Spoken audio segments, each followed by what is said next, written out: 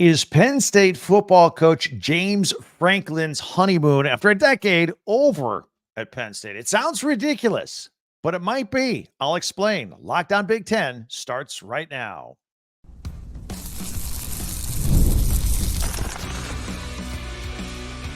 You are Locked On Big Ten, your daily podcast on the Big Ten Conference. Part of the Locked On Podcast Network, your team every day. Welcome to Locked On Big Ten. I'm Craig Sheeman, coming up on 40 years as a sports talk show host and play-by-play announcer. And I want to thank you for making us your first listen every day. We're free and available wherever you get your podcast and on YouTube, part of the Locked On Podcast Network, your team every day. And today's episode is brought to you by FanDuel. Make every moment more. Right now, new customers get $150 in bonus bets guaranteed. It's $150 win or lose. Visit FanDuel.com/lockedon and get started. All right. The long honeymoon of James Franklin, maybe a little pressure on it right now. Plus, we have the latest on Beaver Stadium and the Michigan offensive line and the never too early Big Ten basketball power rankings. I'm looking forward to that myself. But right now, let's talk about Penn State football. I like James Franklin. I think he's a better than solid football coach and a good recruiter as well. And while Bill O'Brien was the first to jump into that mess at Penn State after the Joe Paterno, Jerry Sandusky scandal, it was James Franklin who brought this historic program back to respectability, back to winning football, back to being relevant. Since he took over in 2014, he's posted 4 11-win seasons. He went 10-3 last year. That's pretty good. Almost every team in America would take that record over the years, over and over. And yet, as I cover and I read and I research the Big Ten for this podcast day in and day out, I seem to hear a lot of negativity toward Franklin from a portion of the Penn State fan base. Maybe more rumblings about him than any other coach in the Big Ten, to be honest with you. It's kind of weird. Seems like there's no middle ground with Franklin. You either love him or you don't. Now, why is that? Is it because he's been there for a decade and he's not produced a national championship? Is it because he can beat everybody in the Big Ten easily, except for Michigan and Ohio State? Well, the answer to both of those questions is yes. Now, Penn State fans are cool with being good, but it's time to put up a championship or two, according to some of them, when it comes to Franklin. That's a lot. Only one team wins a national championship each and every year. And again, they've been very, very good for a long time. Yeah, it may seem like a long time ago to some of you, but he did actually win a Big Ten championship just in 2016. Pretty good. The problem for some Penn State fans is, again, teams been very good, but not great. They want great. In fact, let me tell you, they've been pretty close to great. 6 of the last 8 years, all under Franklin's watch. They finished the regular season ranked inside the top 12 of the college football playoff rankings. But they can never crack the top 4 and make it to the playoffs because either Michigan or Ohio State or both were in Penn State's way. So here's the good news. Penn State, if it keeps doing what it's been doing for almost a decade, they should benefit, I think, more than any other program in the country because of the newly expanded 12-team playoff. If they just stay the course, they'll be fine. They'll get in. With the kind of records they've been putting up year in and year out, they should be one of the top 12 teams getting into the college football playoff. Here's the problem, though, in 2024, as I see it. Hang with me here. See if you agree with this. So of the 12 playoff spots, 5 playoff spots will go to conference champions, including a group of 1, or group of 5 team. You got the 4 power 4s, and then the group of 5 champion. Those 5 will be in, okay? So then you got to throw in Notre Dame most years. That's 6 of the 12. If the ACC gets in a second team, let's say FSU wins, maybe either a Clemson or a Miami be a second team from the ACC in the playoff. And if the Big 12 throws in a second team, let's say, for example, Utah wins the conference, but then Kansas State gets in. All right, so there's 2. Now you're down to 4 spots, okay? That more than likely is going to be 2 more SEC spots and 2 more Big Ten spots. So 3 teams each, the champion and these other 2 teams. Let's say Don't get anybody upset today, but let's say Ohio State wins the Big Ten championship. All right. That would mean Oregon, Penn State, Michigan, and USC, 4 teams would be vying for 2 hypothetical spots that are remaining in the college football playoffs. Now, what if Penn State gets left out of that situation? How many Nittany Lion fans are going to be cool and chill? How are they going to feel about that? To be that close, once again, knocking on the door, but not quite good enough to get in, like in years past when there were only 4 teams getting in. While I argue that the expanded 12-team playoff benefits Penn State more than any other, it may also put more pressure on James Franklin than any other time in his career. Again, the Big Ten's getting better this year. There are more viable teams like Oregon and Southern Cal, and who knows what Washington's going to do. They're going to get in. And they're going to in the conference, and they're going to be taking up more spots. It's going to be just as hard with 12 teams as it was with 4, hypothetically speaking. Now, college football fans can be very unreasonable. I'll point out, though, that the margin between the last few teams that get in the playoffs and the first few that don't, you know this, razor thin. We argue about this every single year. So at that point, you got to look at the wins and the losses.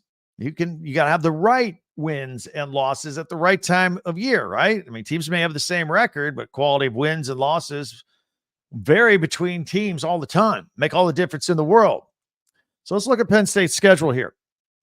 They're not allowed to have any hiccups, okay? You can't have any unexpected losses, starting with that season opener at West Virginia.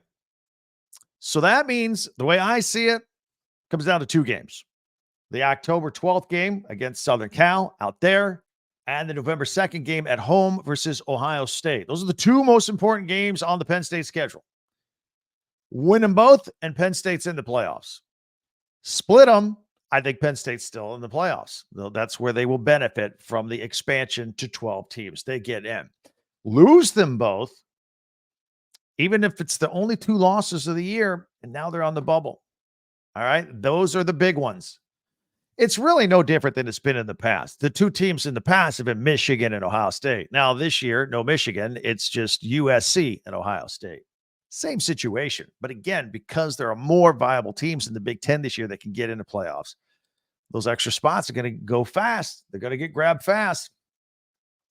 So, again, win one or both, everything's good for James Franklin.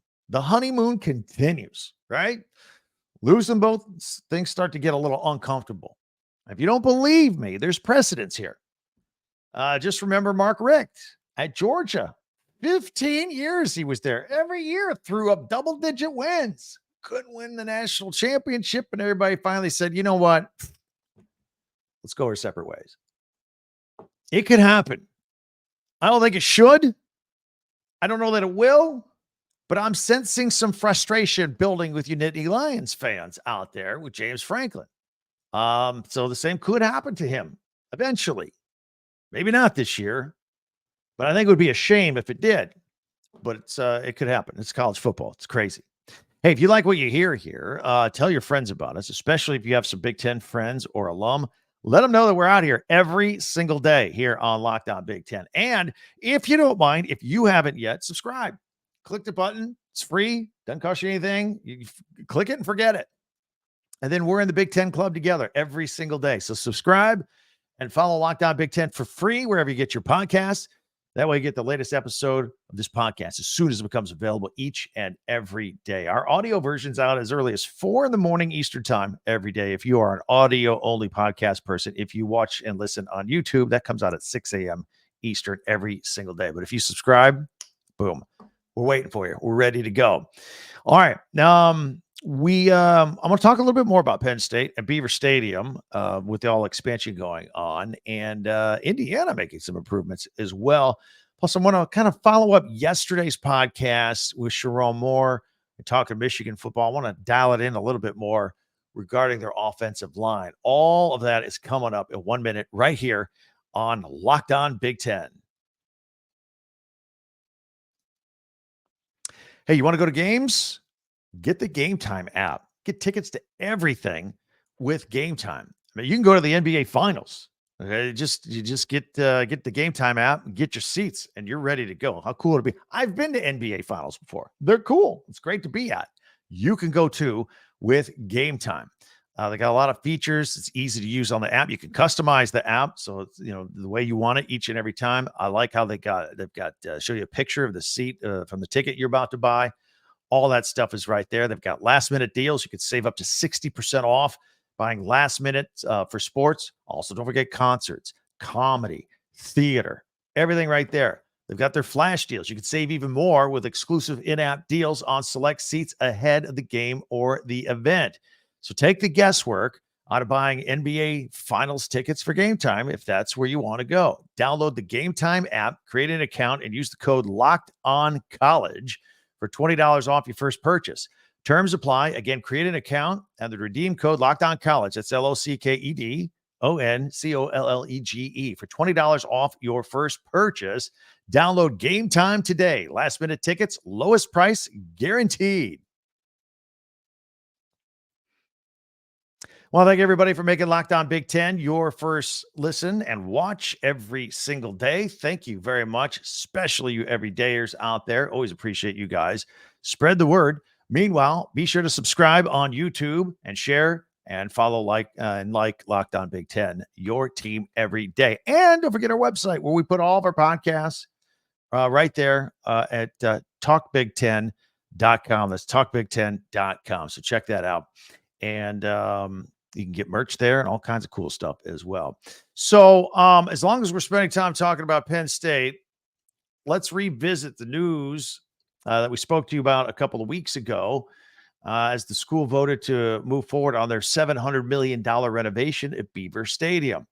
That's a lot of money for 7 football games a year, and maybe 8 if they get a college football playoff game at home. School officials are quick to point out that, hey, facility can be used for other things. Okay. Like graduation ceremonies, concerts, NHL Winter Classics. Now that would be cool. International soccer matches, including possibly World Cup matches. It'll be year-round entertainment for everything that's going on there. That's what they're trying to sell it. And so how you spend $700 million. Hey, we're going to get money back in here. Even corporate meetings with all the expanded suites to make use of all those expanded suites. So officials suggest that the $700 million renovations could soon yield a $44 million profit. That's the plan anyway. That's the hook. Around the league, Northwestern's getting new football stadium. We've talked about this before. Ryan Field has already been knocked down to get the bleachers ready to go. 15,000 cozy seats on their soccer and lacrosse field on campus right on Lake Michigan. Wisconsin's touching things up as well at Camp Randall.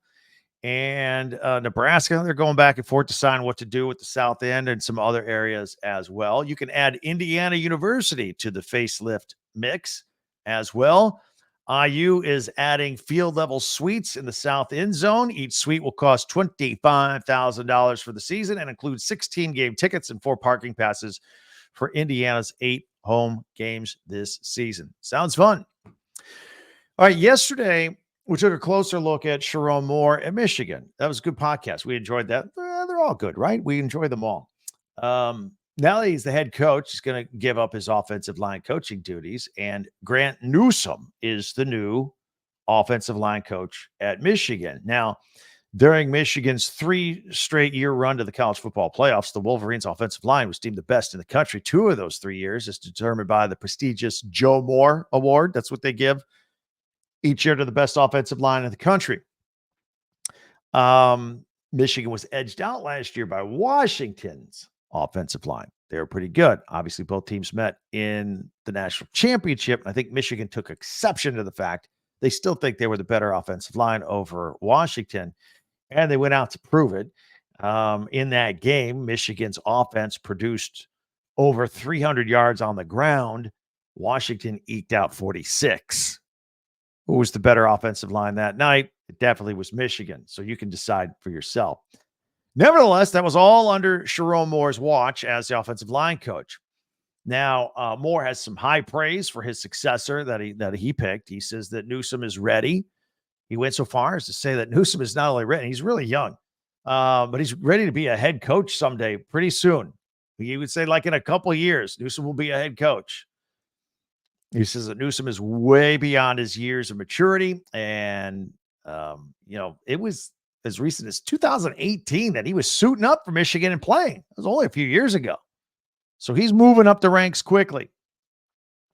One note, though, Moore is not worried about losing his entire offensive line from last year. People are like, yeah, all that talent left. Zach Zinter, all these guys, they're gone.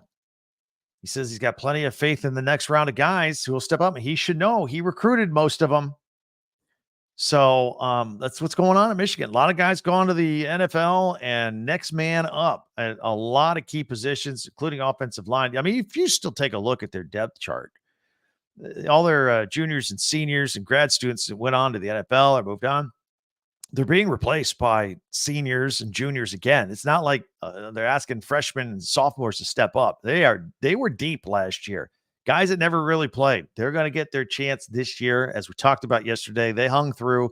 They didn't transfer out just because there's a new coach. They believe in Sharon Moore, and he believes in them, and they're going to step right up. So he got faith in the offensive line, and he's got faith in the coach that will lead them forward into this season at the position. So Michigan fan, still pretty excited. Still pretty excited. Hey, do you watch TV in the daytime? Fox Sports, FS1, ESPN, all those talking heads all the time. You can find something better. Make the switch to Locked On Sports Today. It's a free 24/7 sports streaming channel program for you every day to bring you the biggest stories without all the screaming.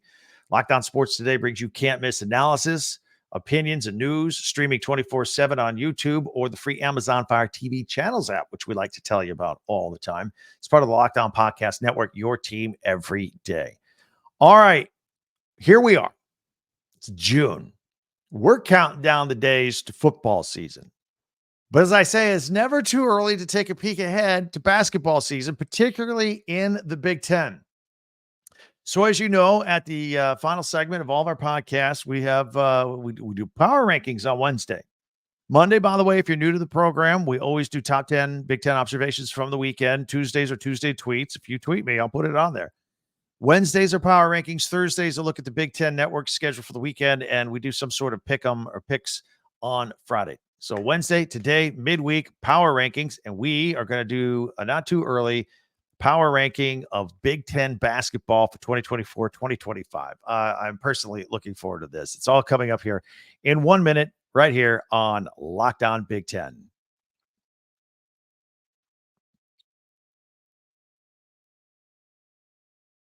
All right, time for our midweek power rankings here on Locked On Big Ten. And let me tell you how I came to this. I saw somebody else do a not too early power ranking for Big. I looked at the list. I'm like, this is no good. I'm not going to tell you who it was. It was a national prominent publication. I know this is wrong. We're going to do the right one. I'm going to share it with you right now. I'm going to put it on screen. Take a look at it. If you're on audio only, I'll describe it as best I can. All 18 teams now. That's new for basketball for us this year with the new teams coming in. I'll put it on screen. And if you're on audio only, I'll describe it as best as I can. At number one, believe it or not, the Purdue Boilermakers, who made it the championship game last year, they're still going to be good. Matt Painter's team is still going to be good. They got Trey Hoffman-Wren. Braden Smith was really good last year. You might go, hey, they don't have that giant Zach Edey at 7'4" in there. No, they don't. But Matt Painter's always got a 7-footer. Daniel Jacobson is 7'3". New youngster coming in. I don't know how soon he'll play, but I mean, my goodness. Purdue has always got like a giant redwood tree in the middle of their lineup every year. Every year. So Purdue at number one. Indiana. Mike Woodson has just killed it on the transfer portal here in late too in the spring. Got Miles Rice coming in, Omar Ballo, add him to guys like Malik Renew and Mackenzie Mbako who are already there. Indiana will be formidable, particularly inside if they can get any shooting at all on the outside. They could be deadly. Trey Galloway coming back from knee surgery, got about another 7 or 8 weeks of rehab. Then he should be good to go. Remember, he hurt himself in the season finale against Michigan State on senior day. That's when he announced he's coming back for this year. Great leader Great leader, knows what's going on out there. At number 3, we're going to put the UCLA Bruins. Mick Cronin also hitting it hard on the transfer portal, redoing things a little bit at UCLA. Their first year in the Big Ten should be pretty interesting. At number 4, we've got Rutgers. Why do we have Rutgers on there? Well, they got 2 5-star freshmen coming in, Dylan Harper and Ace Bailey. Now, they don't have a lot of size on the inside, but we'll see how these 2 guys do. And they've got, they're kind of, I think in Harper's case, yeah, he's a legacy. He's got family that's been at Rutgers before, and that's why he chose it. But yeah, 2 5-stars going to Rutgers. That's an awesome get out there. At number 5, Michigan State. Tom Izzo has finally looked at the transfer portal a little, sort of. Frankie Fiddler from Nebraska Omaha should mix things up for Michigan State. Again, we did a thing on Michigan State a couple of days ago. Wonder how many more years he's going to go. Maybe this will be his last year. Not sure. At number 6, we got Michigan. Dusty May, good coach, coming in there, taking over for Juwan Howard, hitting the portal hard. It'll all be a matter of how quickly can he pull the chemistry together and get the team to play together. But yeah, we put him at number 6 because that's due respect from Dusty May for one. Also, Illinois at number 7. They made it to the Elite 8 last year. They lost a ton of talent. Brad Underwood, though, he's a good coach. He'll get them going. Iowa's Peyton Sandfort, big return. Not going to the NBA, coming back. We got them at number 8. They got some scores coming back at Iowa. At number 9, Ohio State. Remember, Jake Diebler took over as interim coach. They were interviewing other coaches other than him, and he just kept winning when he took over. They had to give him the job. This will be his first full year. This is his first off-season recruiting, being the head coach. He's got transfers coming in from all over the country, like South Carolina, San Diego State, Kentucky. We'll see how he pulls them together for the Buckeyes. And then Maryland, rounding out the top 10. Kevin Willard, he's got to take the next step there at Maryland. I will tell you this: there are a handful of teams, they hate playing at Maryland. That is a home court advantage. So we'll see if they can get it rolling. That's our top 10. How about the rest? Number 11, we got Northwestern. Now we got to drop them down a little bit. I don't know how far to drop Northwestern, but I do know this: they are going to miss Boo Buie. He's gone, but I do know this also: Chris Collins is a very good basketball coach. We'll put him at 11 for now and see how that shakes out later. Also, Mike Rhodes at Penn State. We got him at number 12. I don't know what to expect in year 2. I just know they really played hard for him last year in year 1. They still have Ace Baldwin, the guard. He's one of the best of the Big Ten, so they can win some basketball games. Maybe have them ranked a little low here at number 12. At number 13, USC is a complete redo. Bronny's gone, right? He's going to the NBA, leaving his 4 or 5 points per game behind. I don't know. But Eric Musselman's coming in there, new coach from Arkansas. And we'll see what he does at USC. And then finally, our last bunch here, Wisconsin at number 14. Greg Gard lost a ton of people to the transfer portal. Chucky Hepburn left. AJ Storr left. It was a lot, maybe too much. I don't know if we can expect much out of Wisconsin this year. Nebraska had that exciting season. They're at number 15. Casey Tamananga, just an exciting shooter, especially at home. Loved watching Nebraska play last year. It was a great year. Though we'll see. They're going to have to start over a little bit this year. Oregon's Dana Altman, maybe going to be a tough year this year. Got him at number 16 and number 17, Washington. Danny Sprinkle paid a lot of nil money to get Great Osobor. Remember him? His name's Great Osobor. No other real talent around there, we don't think. So Washington at number 17 and number 18, Minnesota. Dawson Garcia is a one-man band there. So that's how we see it. It's never too early to talk hoops. That's our power rankings. Never too early Big Ten basketball power rankings here in the middle of the week for us here on Locked On Big Ten. Hope you enjoy that. You can agree or disagree. Love to hear from you on any of it, or from earlier when we're talking Penn State football. What do you think of James Franklin and company at this point of his tenure there at Penn State? We always welcome comments like that. Many ways for you to interact with me. You can hit me up on Twitter or X at Talk Big Ten number 10. You see our website crawling on the bottom there at talkbig10number10.com. In fact, go there and watch another episode. Maybe you missed the one yesterday on Sharon Moore in Michigan. It's up there. It's still cranking out. You can go watch it. Talkbig10number10.com. And also on YouTube. Get the comments on there. We always check those out. You guys have been going at it pretty well there. Trying to catch up. And I like when you guys go at each other. It's fun. And be sure to subscribe. Click it. It's free. Subscribe and follow this podcast right now on your favorite podcast app, and you'll get the latest episode of Locked On Big Ten as soon as it becomes available each and every day. And finally, don't forget our friends at Locked On Sports Today, National Sports 24/7 streaming channel on YouTube. Thank you for your time today. Thanks for joining us. Always enjoy it. And I can't wait till we meet again tomorrow for all the latest that's going on in the Big Ten. For Locked On Big Ten, I'm Craig Sheeman. Talk to you next time.